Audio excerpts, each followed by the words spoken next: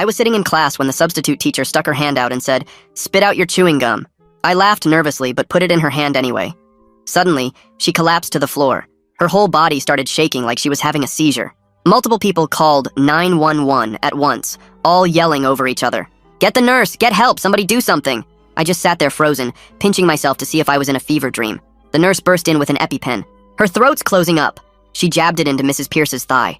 Kids started backing away from my desk, and Ella grabbed my arm hard. "What did you do?" "Nothing, I just spit out my gum." Someone behind me whispered, "Murderer." The paramedics arrived and immediately put on double gloves before approaching me. One paramedic kept asking if she'd been stung by something or if anyone saw her take medication. They checked her arms and neck for bug bites. I kept saying she just asked about my gum, but he looked at me like I was wasting his time with irrelevant information. They wheeled her out, and her body was still twitching. Nobody else touched anything this student touched. "We need to isolate the source." One paramedic got in my face. "Have you been feeling sick? Any rashes?" "No, I feel fine, why?" They took my temperature anyway and checked my throat. Everyone watched like I was some kind of alien. The principal rushed in, and his eyes locked on me immediately. "Get all the other students out now." He nodded to the security guard. "Watch the door." "Sir, I don't understand what's happening. She just asked me to spit out. We need to contact your parents immediately." The vice principal leaned in and pointed at me, whispering, "Is this the one who vandalized?" They started photographing me from multiple angles. I tried to cover my face, but they told me to put my hands down. They took fingerprints from my desk with actual crime scene equipment. "Where did you get this gum?" the principal demanded. 7-Eleven? Is this even regulation gum? What does that even mean?" They ignored me and sent someone to check my other classes for more gum. The lunch ladies were brought in. "What did this student eat today?" "They sat alone at lunch," one said, like that was criminal. "Didn't wash hands before eating." "I used hand sanitizer." They pulled up my entire lunch purchase history on a laptop. "Has this student ever brought outside food?" My hands started shaking. "The superintendent's on his way," someone announced. "Pull up the student's disciplinary file." 3 tardies this semester," the secretary read. "Failed to turn in health forms." "Those were excused. My mom—" The school resource officer cut me off. "Your parents better have good insurance. This is assault with a deadly weapon." "What weapon?" "It was Trident watermelon gum. We'll need a full toxicology report." He was actually writing this down like I was a criminal. Someone mentioned Miranda rights. I felt like I was going to throw up. Through the office window, I could see parents gathering in the parking lot. Someone was passing around a clipboard, a petition. I sat in that office for 2 hours, while Mrs. Pierce's heart rate stabilized. Nobody would tell me anything. Every time I asked what was happening, they'd exchange looks and say, "Just wait." The principal kept asking what I'd eaten for lunch. It seemed like such a weird question when our substitute just almost died, but I told him. PB&J, apple, cookies. He wrote it all down and made a phone call to someone. 2 hours later, a woman burst through the door. It was Mrs. Pierce's daughter. The principal tried to explain what happened, but she cut him off. "You committed murder of a school employee." "What?" "I didn't. My mother has a severe peanut allergy." Her voice shook with rage. "It's in her file in red ink." My stomach dropped through the floor. She could have died. One particle can trigger anaphylaxis. The pieces clicked horribly into place. My peanut butter and jelly lunch. The gum after. I was suspended immediately. "Effective right now," the principal said, not meeting my eyes. Security escorted me out past the mob of parents. I figured that was it, but I was wrong. A week later, the college rejection letters started piling in. Every teacher who promised to write my recommendation letters mysteriously pulled out at the last minute. Then my mom's car tires were slashed. All 4. The final straw came when I got a call from my part-time job. Fired. Just like that. Everything traced back to the Pierce family. They'd ruined my life over peanut butter. Time to show them what real destruction tasted like. I grabbed my notebook and started writing down every way I could hurt them back, my pen pressing so hard it tore through the paper on some words. First idea was to slash their tires like they did to my mom's car. But that was too simple, too quick. Then I wrote about spreading rumors at their church, posting flyers around town with their lawsuit history, maybe even calling their insurance company with an anonymous tip about fraud. My hand cramped from writing, but I kept going, filling page after page with plans that got darker as the night went on. I thought about sugar in their gas tank, dead fish in their mailbox, signing them up for every spam list on the internet. Around 3 in the morning, I had 20 pages of ideas, but none of them felt big enough to match what they'd done to me. The next morning, I couldn't sleep anymore, so I got in my car and drove past their house just to see it. Mrs. Pierce lived in one of those perfect suburban houses with the white fence and the garden gnomes, and her daughter's silver Honda was parked in the driveway with that stupid bumper sticker about her kid being an honor student at the elementary school. I slowed down enough to see their recycling bin was full of wine bottles, and their lawn was starting to go brown in patches. The curtains were still closed even though it was past 9, and I noticed they had one of those security company signs in their yard, probably new since the incident. I drove around the block 3 times, memorizing every detail, where the streetlights were, which houses had dogs, whether there were any cameras visible. Then I headed to the library because I needed to be smart about this. Couldn't use my own computer or internet for what I was planning. The library had those old computers in the back that nobody ever used, perfect for creating fake Facebook and Twitter accounts without leaving a trail back to me.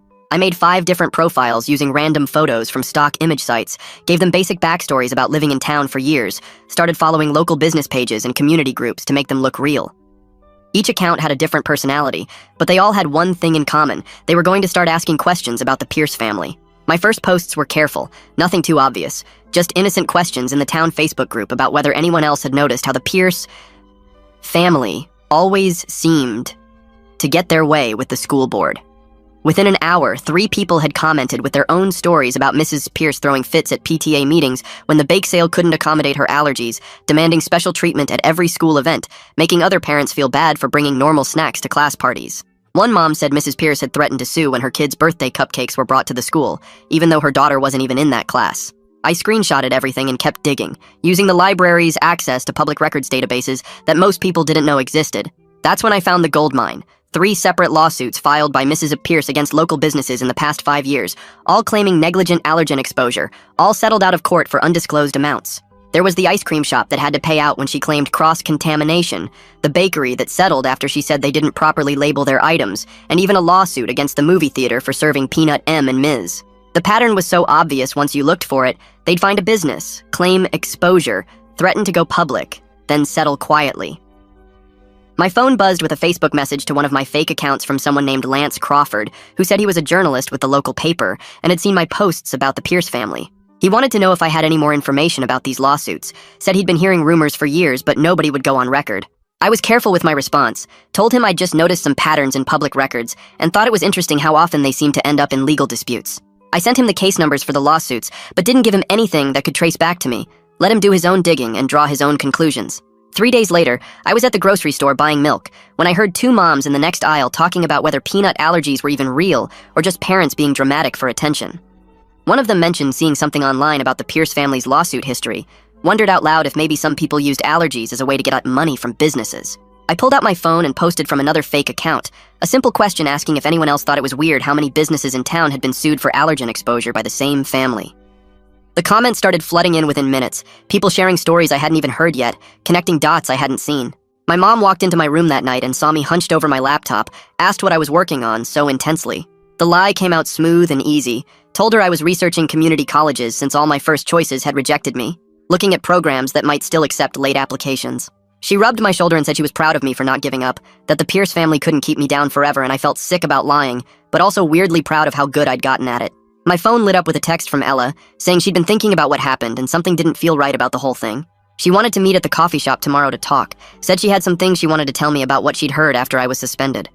Part of me thought it might be a trap, maybe the Pierce family sending her to get information about what I was doing, but another part hoped maybe she was starting to see the truth. I texted back that I'd meet her at 2 o'clock, already planning my escape routes in case things went bad. The next day, I got to the coffee shop early and sat where I could see both exits. Watched Ella walk in looking nervous and guilty. She sat down across from me and immediately started apologizing for grabbing my arm that day, said she'd been caught up in the panic and didn't think straight. She told me she'd been noticing things since then, how the Pierce family seemed to have a lot of power in town, how Mrs. Pierce's daughter had bragged about getting me fired from my job, how the whole thing felt planned, somehow. I pulled out my phone to show her the fake accounts I'd been using, but then stopped myself because trusting anyone felt dangerous now. She leaned closer and whispered that Lance Crawford from the local paper had been asking questions around school about the Pierce family. My heart started racing because that meant my posts were actually working. 2 days later, I was scrolling through Facebook when I saw it. Lance's article with the headline asking why one family had filed so many allergen lawsuits against local businesses. The comment section went crazy within minutes, with people sharing stories about Mrs. Pierce screaming at the bakery owner last year and her daughter threatening to sue the ice cream shop. I screenshot everything and saved it to multiple folders just in case. My mom came home that night looking tired and asked if I'd seen the article about the Pierce family online. I shrugged and said maybe I'd seen something, but tried to act like I didn't care even though my hands were shaking under the table. The next morning, Mrs. Pierce's daughter posted this long video on Facebook with tears running down her face, talking about how her family was attacked online for no reason. She wore this white shirt that made her look innocent and kept wiping her eyes with tissues while saying they were just trying to protect her mom's health. People in the comments started defending her and calling whoever started the rumors a monster. Some lady named Karen wrote that she hoped they found who was behind the hate campaign and pressed charges. I felt sick watching everyone buy her act when she'd literally destroyed my whole future over an accident. That night, I stayed up until 3 making a new email account and sent Lance all my college rejection letters with the dates circled in red. I included screenshots of my termination email from work and made sure to highlight how everything happened right after the gum incident. I didn't sign it or give any hints about who I was, but I knew he'd connect the dots. 3 days later, Lance published another article mentioning the strange timing of a local student losing college opportunities right after the substitute teacher incident. He was careful not to accuse anyone directly, but he included a timeline that made it pretty obvious what had happened. The Pierce family's supporters started fighting with people who thought something fishy was going on, and the whole town Facebook page turned into a war zone. I was eating breakfast when the phone rang and my mom answered, looking confused. She covered the phone and mouthed that it was the principal, then her face went white as she listened. After she hung up, she sat down across from me and said the principal had warned her about inflammatory online activity that could result in legal action against our family. She asked if I knew anything about it, and I said no, while my stomach twisted into knots. The principal couldn't prove anything, but the threat was clear: back off, or they'd come after us even harder. That afternoon, I texted Ella, asking if she'd heard any news from the school, since I wasn't allowed back. She replied that her friend who worked in the office said Mrs. Pierce was scheduled to start substitute teaching again next week. The thought of her walking those halls teaching other kids while I was banned made my blood boil, so hot I thought my head would explode. I spent the rest of the day pacing my room and punching my pillow because the rage had to go somewhere or I'd lose my mind. Around midnight, I grabbed my dad's old hoodie and drove to the school with a can of spray paint I'd bought weeks ago for an art project. The parking lot was empty and dark with just one security light flickering near the main entrance. My hands shook as I sprayed "Allergic to Accountability" in huge red letters on the wall where everyone would see it when they arrived. It was stupid and reckless, but seeing those words on that wall felt better than anything had felt in weeks. I drove home with my heart pounding and threw the spray paint can in a dumpster behind the grocery store. The next morning, my phone blew up with texts from people sending me screenshots of the vandalism all over Facebook. The security footage showed a figure in a dark hoodie, but you couldn't see the face or license plate clearly. The principal called an emergency assembly about vandalism and consequences, according to Ella, who texted me updates throughout the day. She said he looked directly at her when he talked about how anyone with information should come forward immediately. Parents started posting about how the school wasn't safe anymore and demanding better security cameras. Some people thought it was funny and true, while others called it criminal property damage that proved someone was out of control. I stayed off social media that whole day and helped my mom clean the house to keep my mind busy. That evening, I got an email from someone named Nadine Vasquez saying she was a lawyer who'd read Lance's articles. She said she believed I might have a case for defamation and intentional infliction of emotional distress against the Pierce family. She offered to represent me pro bono because she'd dealt with them before in another case and knew their tactics. I Googled her and found she was legit with good reviews and an office downtown. We set up a meeting for the next day at a coffee shop on the other side of town where nobody would recognize us. She showed up wearing a business suit and shook my hand firmly before pulling out a legal pad. I told her everything from the beginning: the gum incident, the suspension, the college rejections, my mom's tires, losing my job, all of it. She took notes the whole time and asked specific questions about dates and documentation.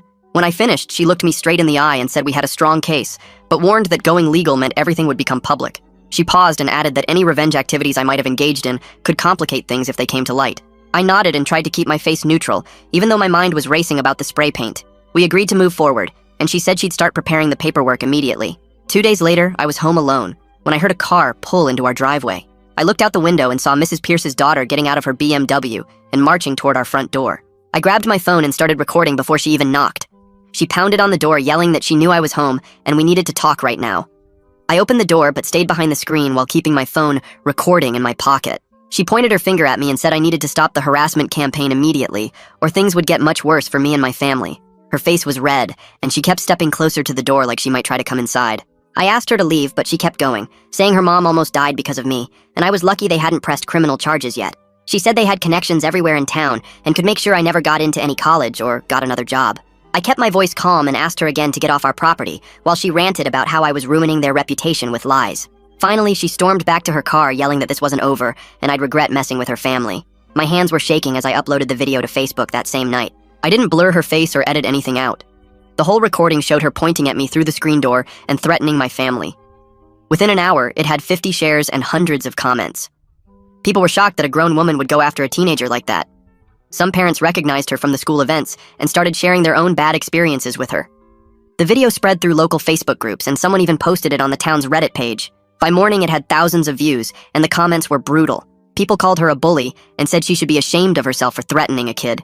The principal called my house at 7 a.m., demanding I take it down immediately. I told him no, and hung up. 2 days later, a process server knocked on our door with legal papers. The Pierce family was filing for a restraining order, claiming I was running a harassment campaign against them. The paperwork said I was causing them emotional distress and damaging their reputation. My mom read through it and laughed at the part where they claimed to be victims. We had to appear in court the following week. Nadine met us at the courthouse wearing a sharp black suit and carrying a thick folder of evidence. She'd organized everything perfectly with tabs and labels. The timeline of my college rejections matched exactly with when the Pierce family started their campaign. She had screenshots of the job termination email that came right after the incident. She even had the police report from when my mom's tires were slashed, though they couldn't prove who did it. The judge was an older woman with gray hair who looked tired before we even started. The Pierce family's lawyer went first and painted me as a dangerous student who'd poisoned a teacher and was now stalking the family online. He showed printed screenshots of the fake social media accounts I'd made and tried to connect them to me. Nadine objected and pointed out they had no proof those accounts were mine. When it was our turn, Nadine laid out everything chronologically. She showed how the college rejection started immediately after the suspension. She had emails from my former boss saying he'd been pressured to fire me. She presented the threatening video I'd recorded of the daughter at our house. The judge watched it twice and frowned at the Pierce family's lawyer. After 2 hours of arguments, the judge granted a mutual restraining order, meaning neither side could contact the other. She said both families needed to move on and warned that any violations would result in criminal charges. Outside the courthouse, Nadine told me this was actually good for us because it protected me from further retaliation.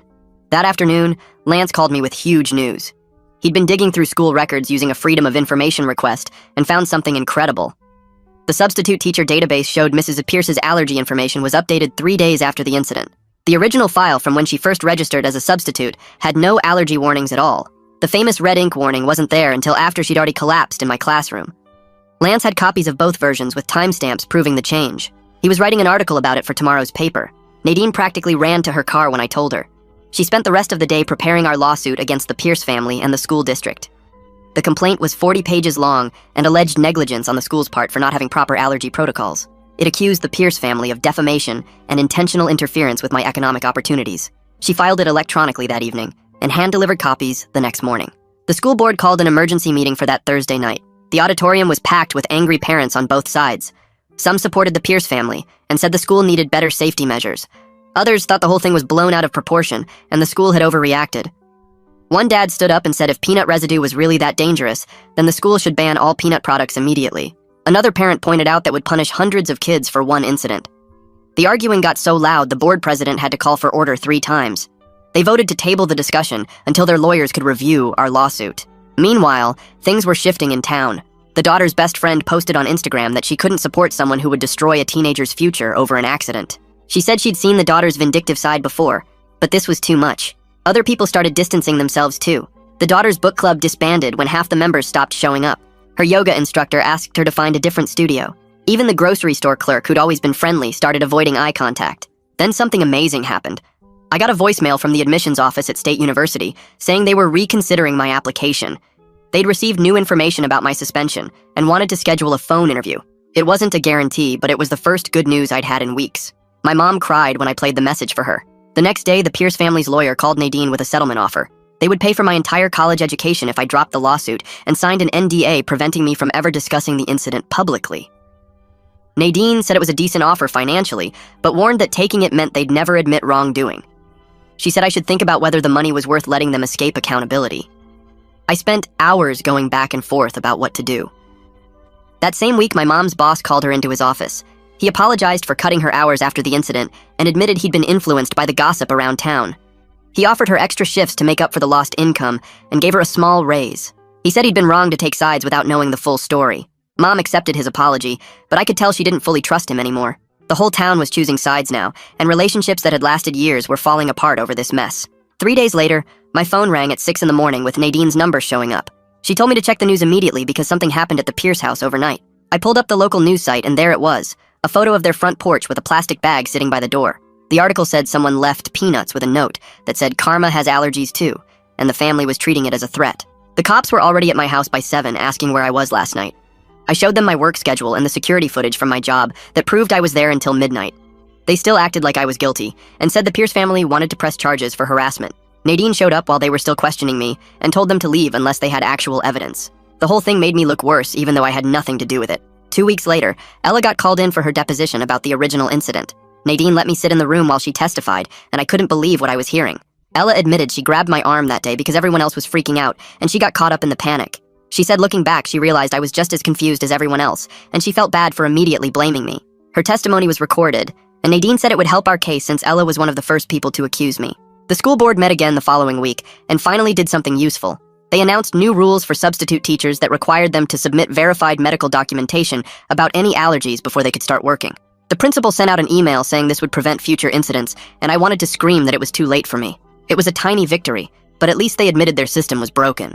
Then, I heard through the grapevine that Mrs. M. Pierce was coming back to work, but not at the high school. They assigned her to the elementary school instead, which seemed insane to me. Parents started complaining immediately because little kids eat peanut butter all the time and can't be expected to wash their hands perfectly.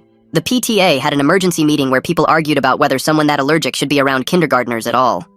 My mom came home from the grocery store saying she overheard two moms saying Mrs. Pierce was putting herself in danger on purpose for attention. The anger I'd been carrying around was eating me alive, so I finally agreed to see a therapist. My mom found someone who took our insurance, and I went to my first appointment feeling stupid about the whole thing. The therapist listened to me rant for 20 minutes about how unfair everything was, and then asked me a simple question about what I wanted to happen next. I realized I'd been so focused on revenge fantasies that I wasn't thinking about my actual future. She helped me see that staying angry was keeping me stuck in that classroom where Mrs. Pierce collapsed. We made a plan to work through the trauma, but I still left feeling raw and exhausted. A month later came the worst part, my deposition with the Pierce family's lawyer. Nadine spent hours preparing me, going over every possible question they might ask. The lawyer was this older guy who kept trying to get me to admit I'd vandalized the school or made the online posts about them. I stuck to the truth, that I was angry, but didn't do those things, and he kept pushing and pushing. Nadine objected to half his questions, and we took 5 breaks because I was getting too upset. The whole thing took 6 hours, and by the end I felt like I'd been hit by a truck. Lance called me the next week saying his investigation was ready to publish. He'd found 3 other families who had similar experiences with the Pierces, using the allergy to get money or destroy people who crossed them. One family had their small business shut down after Mrs. Pierce claimed they didn't take her allergy seriously at a catered event. Another family's kid got expelled from private school after accidentally bringing trail mix near her. The pattern was clear, and Lance had all the documentation to prove it. The article came out on a Sunday, and by Monday morning it had been shared over 1,000 times. People were finally seeing what I'd been saying all along. The school district's lawyers contacted Nadine that same week with a settlement offer. They would clear my disciplinary record completely and write a letter to all the colleges explaining that my suspension was an overreaction to a medical emergency. They also offered a small cash settlement for the damage to my education. Nadine said it wasn't everything we wanted, but it would help fix my college applications. I wanted them to admit more fault, but she reminded me that getting my record cleared was the most important thing. We were still negotiating when the next disaster happened. Mrs. Pierce had another allergic reaction at the elementary school when a 5-year-old hugged her after lunch. The kid had eaten a peanut butter sandwich and hadn't washed his hands. This time, people weren't as sympathetic, because everyone was asking why she kept putting herself in these situations. The parents at the elementary school started a petition to have her transferred somewhere else. My old boss from my part-time job called that afternoon. He said he'd read Lance's article and realized he'd been pressured by the Pierce family's threats about lawsuits. He offered me my job back with all the back pay I'd missed. I needed the money for college, so I said yes, but I couldn't shake the feeling that he was just covering his own ass. The trust between us was completely gone, and going back to work. There felt like admitting defeat somehow. 3 weeks later, we were all sitting in a conference room at some law office downtown for the mediation. The room had this huge table, and everyone looked uncomfortable being there. Mrs. Pierce sat across from me with her daughter right next to her, and their lawyer on the other side. Nadine had warned me this would be tough, but I wasn't ready for what happened next. About an hour into going over all the documents and evidence, Mrs. Pierce just started crying. Not quiet tears either, but full-on sobbing while her daughter tried to shush her. "I never wanted any of this to happen," she kept saying between sobs. Her daughter grabbed her arm hard and told her to stop talking, but Mrs. Pierce kept going anyway. "This whole thing got out of control, and I'm so sorry." Her daughter's face turned red, and she whispered something harsh that made Mrs. Pierce stop talking completely. The mediator called for a break, and that's when I realized who was really running this whole revenge campaign against me. During the break, Nadine pulled me aside to show me something on her laptop. She'd been digging into court records from other states and found 3 different lawsuits filed by Mrs. Pierce's daughter in the past 5 years. Each one was for harassment or defamation against people who'd supposedly wronged her mother. The pattern was so obvious once you saw it all laid out. They'd move to a new town, find someone to target when something went wrong, get money through threats or lawsuits, then move again. One family in Ohio had their bakery almost shut down after Mrs. Pierce claimed they didn't take her allergy seriously. Another case in Michigan involved a teacher who got fired after accidentally bringing almonds to a staff meeting. Nadine had printed everything out, and when we went back into the mediation room, she slid the papers across the table. Their lawyer's face went white when he saw it all. The mediator spent the next 2 hours going through everything, and finally said what we all knew was coming. He recommended the Pierce family pay for my college costs, plus damages for the lost job and other stuff, but they wouldn't have to admit they did anything wrong legally. It made me so mad that they could destroy my life and just write a check to make it go away. Nadine squeezed my hand under the table and reminded me that going to trial would take years and might not end any better. The meeting ended with them saying they needed time to think about it. I spent the next 4 days barely sleeping and going back and forth about what to do. My mom sat with me at the kitchen table going through all the pros and cons over and over. She kept reminding me that my future was more important than making them admit what they did. "You can rebuild your life with that money," she said. "Or you can spend years fighting and maybe get nothing." She was right, but it still felt wrong to let them buy their way out of this. On the 5th day, Nadine called to say they'd agreed to the settlement but wanted a full NDA, so I could never talk about what happened. That was their final offer, and if we didn't take it, they'd fight us in court forever. I told Nadine, absolutely not. If I took their money, I at least wanted people to know the basic facts about what really happened. We went back and forth for another week with lawyers arguing about every little detail. Finally, their lawyer admitted that going to trial would be worse for them because all the evidence about their past lawsuits would become public record. They agreed to the settlement with no NDA on the basic facts, just couldn't share the settlement amount or their personal information. The check came through 2 weeks later, and when I saw the amount, I actually felt sick. It was enough for 4 years of college, plus living expenses, plus extra for all the damage they'd caused. My mom cried when she deposited it because she'd been so worried about how we'd pay for college after everything that happened. The money sat in that account feeling dirty, like I'd sold out somehow, but it was also my only chance at the future they'd tried to steal from me. A week after that, 2 of the colleges that had rejected me sent new letters. The school district had finally sent out their letter explaining that my suspension was an overreaction to a medical emergency and shouldn't be held against me. One was my dream school 3 states away, and the other was local. I picked the one farthest from this town without even thinking twice. I needed to go somewhere nobody knew this story, where I could just be a normal college student instead of the kid who almost killed a teacher with peanut butter. The same day I accepted the college offer, Mrs. Pierce's daughter posted another video online trying to play victim one last time. She talked about how her family was persecuted and forced to pay money they didn't have, but this time the comment section destroyed her. People had seen Lance's articles and knew about their history of lawsuits. Someone posted screenshots of the other families they'd targeted. Another person found records showing they weren't poor at all, but had plenty of money from all their previous settlements. Within 3 hours, she deleted the video, but screenshots were everywhere. 2 days later, she posted that they were moving to another state for a fresh start because of all the harassment they'd faced here. Good riddance. Graduation day came faster than expected, and the principal had called to say I was allowed to walk with my class despite everything. My mom helped me iron my cap and gown the night before, and we didn't talk about how different this day was supposed to be. When they called my name, some people clapped while others stayed silent. A few parents actually booed, but I kept my head up and walked across that stage knowing I'd survived everything they'd tried to do to me. I shook the principal's hand even though part of me wanted to refuse, took my diploma, and walked off that stage finally free from that place. The next week, there was an awards ceremony for local journalism, and Lance won first place for his investigation into the Pierce family. In his acceptance speech, he thanked a brave young person who refused to be silenced without saying my name. He held up that award and said sometimes the truth takes time to come out, but it always finds a way.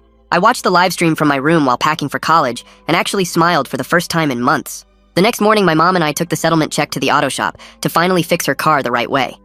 The mechanic showed us the damage from the slashed tires and said whoever did it used a box cutter based on the cut patterns. My mom didn't say anything about it, but I saw her jaw tighten when she signed the repair order. We used part of the settlement money, and she kept the receipt in a folder she labeled evidence, even though we both knew we'd never need it again.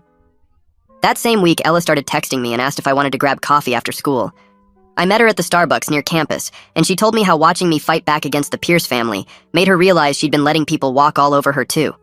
She'd finally reported the girls who'd been stealing her lunch money since freshman year, and they got suspended. We started hanging out more, and she helped me pack for college while telling me about her own plans to study nursing.